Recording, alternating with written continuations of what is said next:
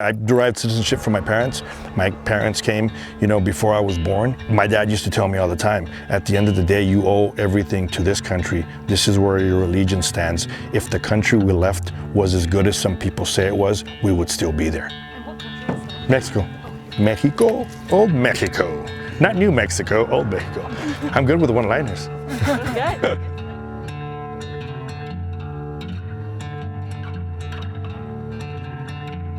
Obviously, some of the issues on the reservation, because it's limited on the infrastructure that was placed in the barrier between and the border between the United States and Mexico.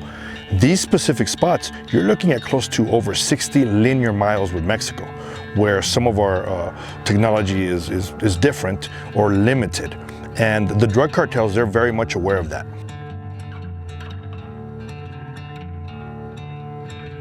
What you're seeing is when agents encounter undocumented individuals in that area or unaccompanied juveniles, family units, which is what's been happening lately, it's further of a drive for the agents to drive from that spot into something of a structure within CBP where they're able to process these people and take their fingerprints and see if they had any priors. So what that has done is it removes the agents out of those areas. The drug smuggling knows that it would take several hours before an agent comes back to that spot, and it's just created a true bonanza for the drug smugglers. The most prevalent ones that are in that area is El Chapo Guzman's, the Sinaloa cartel. They're still very active in those spots, and it's as I said, they know the traffic patterns.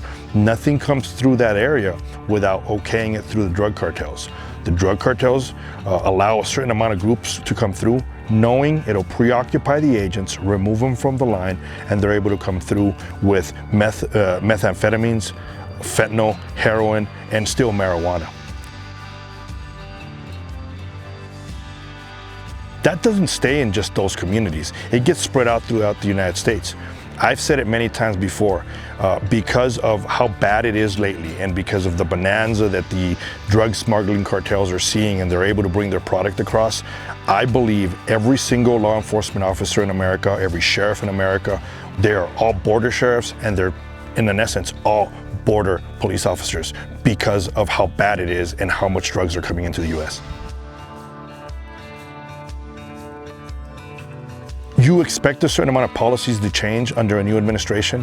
What is hard to understand is that they've removed policies that were effective and replaced them with no policies whatsoever. At this point, I've said it many times, I don't care if you're on the right side of the aisle or on the left side of the aisle. It shouldn't matter.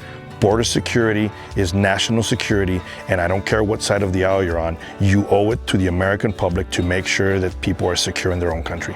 You have a lot of agents out here, they're putting their lives on the line each and every day, and they do it unconditionally every morning. And what I hear all the time, and as corny as it may sound, what we need is the people in America to back up the agents as much as we want the backup, because we love our country. That's why we do it. So I see the issues of some of these unaccompanied children that come across. I've spoken to them many times. They've been very open of saying, this is why I'm coming. There's nothing you can do about it. And it makes me angry to a point, but it's also hurtful knowing the future of our country, the kids my kids, my grandkids, anything, all the kids in America.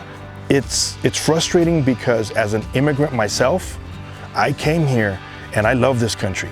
And my loyalty is just towards one country. And when I see the words that are being used, when I see how disrespectful some people have been towards America and towards our country, it's frightening and it's sad, because I believe a lot of these individuals are going to grow up in America and they will not have a true allegiance to this country.